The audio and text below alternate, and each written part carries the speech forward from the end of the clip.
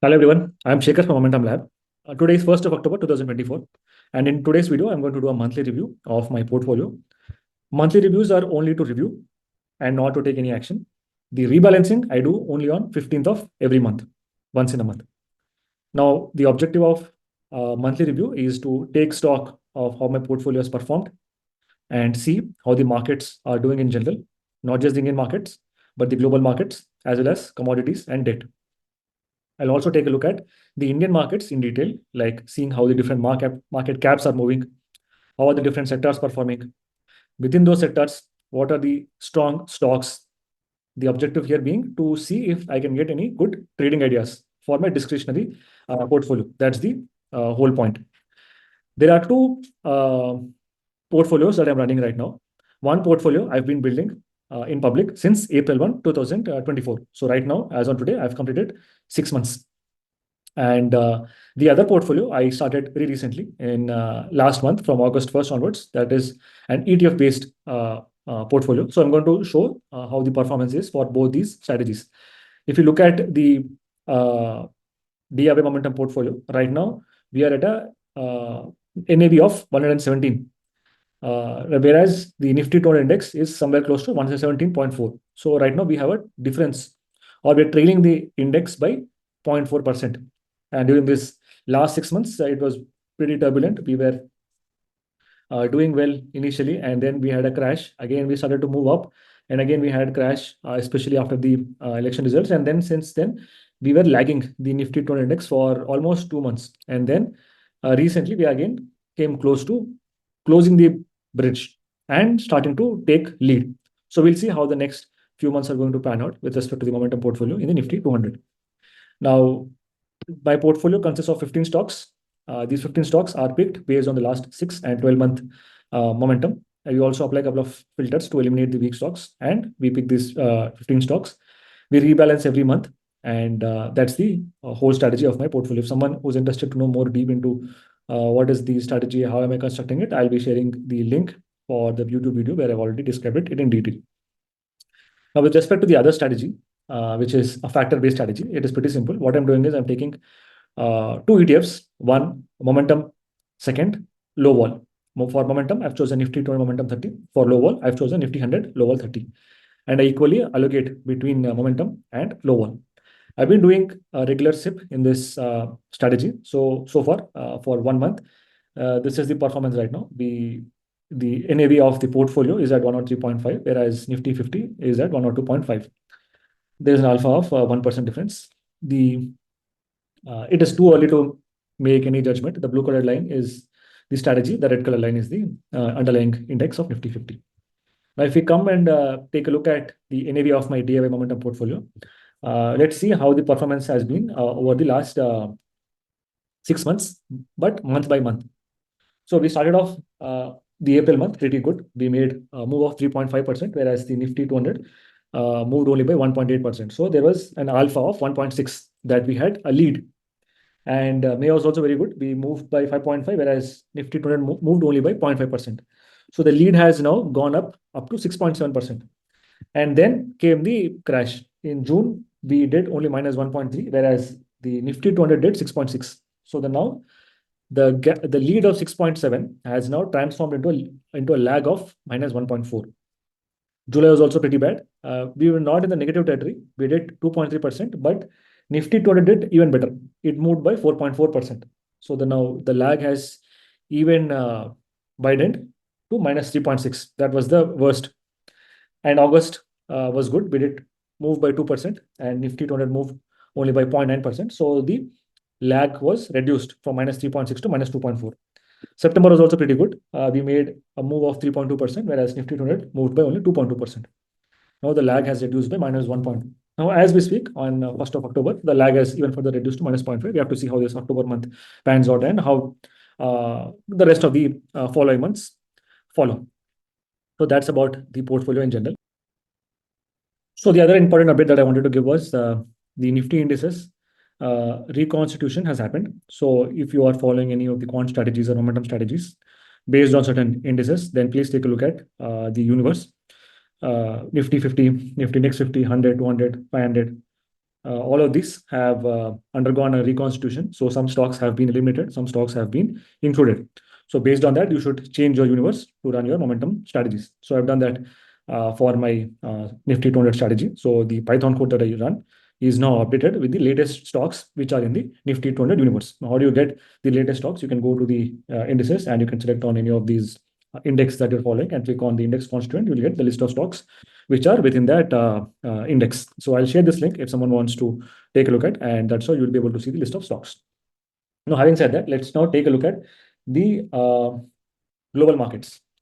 So global markets, I'll consider only those markets where, as an Indian investor, we can take some exposure, like Hang Seng Bees, or maybe Nasdaq, MO100, and nothing else, because other indices we cannot take exposure to. There are a couple of China-based mutual funds where we can invest through Edelweiss fund of fund, I believe. But I'm right now only looking at ETFs.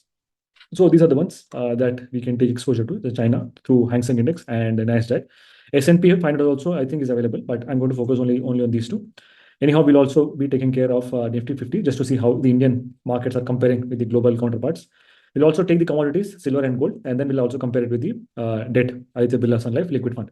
So as you can see, the Chinese markets are on a tear. In just last 1 month, they've moved up by 32%, whereas Indian markets moved only by 2%. Now, if you compare with Nasdaq, it moved by 6%.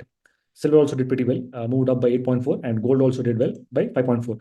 Looks like all the indices across commodity are on a tear.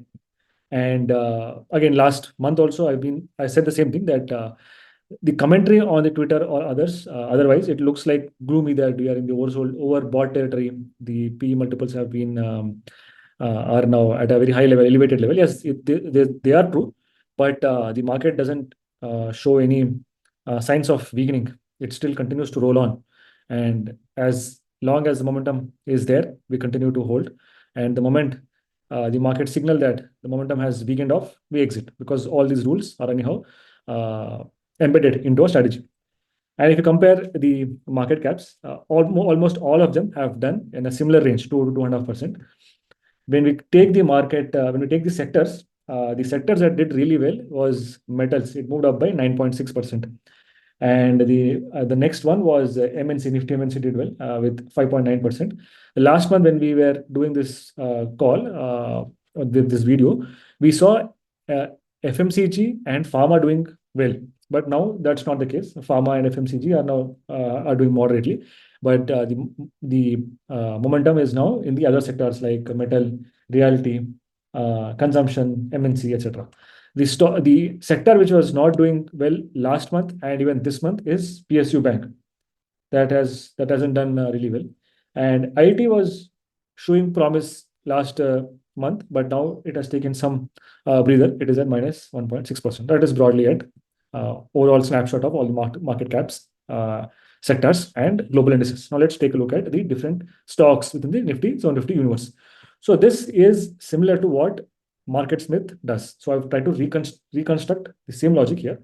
So what I'm doing is actually let me hide all of this and just give you one final rank or one final score. Anyhow, I've done a video separately of what I'm trying to do here, and you can check that video. I'll share this link here. So what I'm doing here is I'm calculating a final score, which will tell me the momentum rank of a given stock. Higher the score means higher is the momentum. Now, what I've done, I've calculated the ranks or scores for all the 750 stocks, and I've identified the top 10 percentile in a different color, marked in green. So if you can filter this by green, this Google Sheet is also shared. If you want, I can put this in the YouTube description link. You can take a look at it. So you see the top 10 percentile, or from 90th to 100th percentile of the stocks which are doing good in terms of momentum are ranked here. So we have a list of 75 stocks among the top 750. Now, if you take this as the universe and apply some more filtration or criteria to pick some great stocks for trading, then the probability would be really high. This is what MarketSmith suggests, that you have a filtration of stocks based on their relative strength. And on top of it, you have one more filtration based on the industry strength. And again, on top of it, you also take into consideration the accumulation or distribution based on whether the institutions are buying or selling. And also they see other fundamental aspects then that's how they make the canceling model. But I've ignored the fundamental part of it, and I've only taken the quant plus technical part of it, and see if we can find some great ideas. So this is not a recipe for trading success, but it is only a starting point to find good stocks, or a hunting ground of where can you find great stocks. So this is that list of stocks. You can find the top 75 stocks which are in momentum, and from this you can further deepen down based on charts. You can see which ones are undergoing VCP kind of pattern, or which ones are taking rest at the key moving averages, which are the ones which are consolidating. And based on that, you can further filter down and take some of the great ideas. I'm consciously not going into that detail of how do I finally arrive at, because every trader has their own style of picking stocks, and hence that's the reason it is called as discretionary trading. We don't want to force fit the discretionary trading. We just want to give a high level idea of how we can approach. So that's it about the markets. Now let's take a look at how these stocks in my portfolio are doing. What I've done is I first plotted them on the RRG graph so that I know which stocks are in leading quadrant, which stocks are weakening, and which are in improving and lagging. By ideally, all my stocks should be either in leading or weakening. Some may be in improving, because the basic meaning of momentum is that these stocks have risen so far, and they have beaten the benchmarks. So, and that's the reason they should be in high quadrant of improving or leading, especially in leading. So most of the stocks right now are the leading quadrant. I also just check where is gold positioned with respect to the equities. Gold is in the improving quadrant, but if you see the direction, it is looking towards the northeast, which is a very good indicator that gold is trying to make the switch from improving to a leading quadrant. So that this is also one source of getting the ideas of picking some great trades. So that's it about the high level idea of how different stocks are doing in my portfolio. I also wanted to take a look at a couple of good stocks which I've been closely tracking. One such stock is Vedanta Limited. I've been focusing on this stock for quite some time, and it has been undergoing a lot of consolidation. I've also talked about it in my previous videos also, but finally it has now broken out from the 14-year high resistance and has now made an all-time high, and it is consolidating right now at its all-time high. I will just quickly show the 14-year resistance line. So the previous high was made during the 2008 commodity bull run back then. It took 14 years to consolidate, and again now come to a level closer to its previous all-time high. So this is in our portfolio right now, and let's see where does it take us. Hopeful about it. And coming to other good stocks, I found